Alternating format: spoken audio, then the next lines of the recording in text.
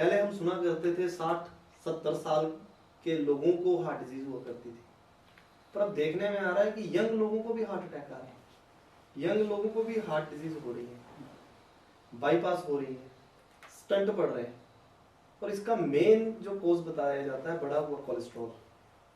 तो डॉक्टर साहब, इस ट्रू नेक्टर के जरिए हम लोगों को इन डिजीज से बचा सकते हैं? बिल्कुल, डेफिनेटली बचा सकते हैं जी। देखिए, ये जो cholesterol theory of heart disease है ना, ये एक तरह से फेलियर डिक्लेयर किया जा चुका है। कोलेस्ट्रॉल हमारा दुश्मन नहीं है, कोलेस्ट्रॉल हमारा दोस्त है।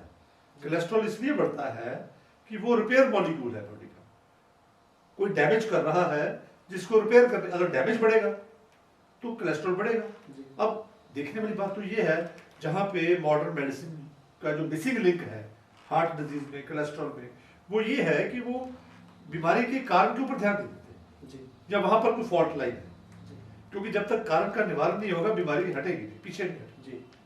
वो बाईपास कर सकते हैं, वो स्टंट डाल देंगे, ठीक है, और वो इमरजेंसी मैनेजमेंट कर लेंगे, that is very good. But हमें तो डिजीज का रिवर्सल चाहिए, हम तो हार्ट डिजीज से मुक्त होना चाहते हैं, तो वो तभी मुक्त हो पाएंगे अगर उसकी वजह से। अब देखिए, कोलेस्ट्रॉल क्यों बढ़ा? क्योंकि इंजरी बढ़ गई, बॉडी में कहीं इंजरी हो रही है।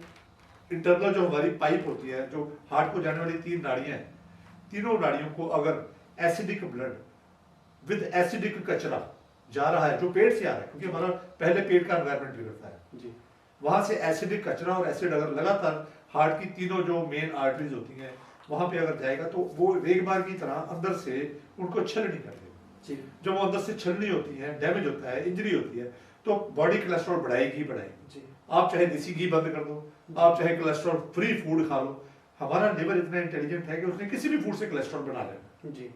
तो ये वो बड़ा हुआ कोलेस्ट्रॉल जो है वो जाके वहां पे पपड़ी बनाता है रिपेयर के लिए, इंटरनल। तो जब पपड़ी बनती है, रास्ता कम हो जाता है, जब रास्ता कम हो जाता है तो दूसरी तरफ प्रेशर पड़ता है, गाड़ी के दूसरी तरफ।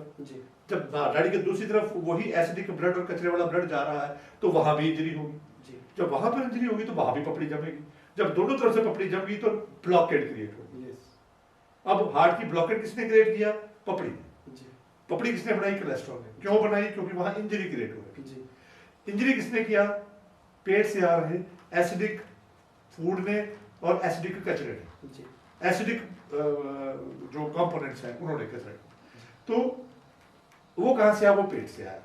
अब जब तक हमारा ये इंटरनल एनवायरनमेंट ठीक नहीं होगा तब तक हम वो ब्लॉकेट्स नहीं खोल सकते। तो क्योंकि वो ब्लॉकेट खोल नहीं सकते, वो वहां पे स्टंट डाल देते हैं या बाईपास सर्जरी कर देते हैं। अब ब्लॉकेड की वजह तो बनी हुई है शरीर में, आपने स्टंट 3 नाड़ियों में डाल दिए। हार्ट के अंदर 3 नाड़ियां तो नहीं है, हार्ट के अंदर तो लाखों नाड़ियां। तो माइक्रो सर्कुलेशन में ब्लॉकेड पहले क्रिएट होती है, बड़ी बड़ी नाड़ियों में ब्लॉकेड बाद में क्रिएट होती है। वो जो माइक्रो सर्कुलेशन में ब्लॉकेड हार्ट की जो सराउंडिंग मसल्स होते हैं वहां पे जब क्रिएट होती है तो हमारी कार्डियक इनसफिशिएंसी आ जाती है, सांस फूलना शुरू हो जाता है, एनर्जी लेवल कम हो जाता है, ठीक है, कोई जोर का काम नहीं कर पाते, राइट, तो ब्लड प्रेशर बढ़ना शुरू हो जाता है।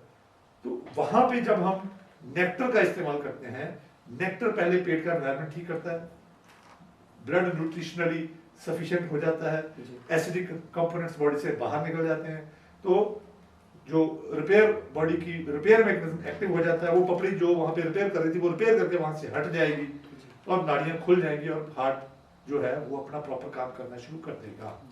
इस तरह से जो हमारा true nectar along with symptomatic medicine, चाहे वो आयुर्वेदा से हो चाहे वो एलोपैथी से हो, प्रेफरेबली हम कहते हैं आयुर्वेदा से, तो आयुर्वेदा के साथ नेक्टर को यूज करने से हार्ट डिजीज रिवर्स हो जाती है।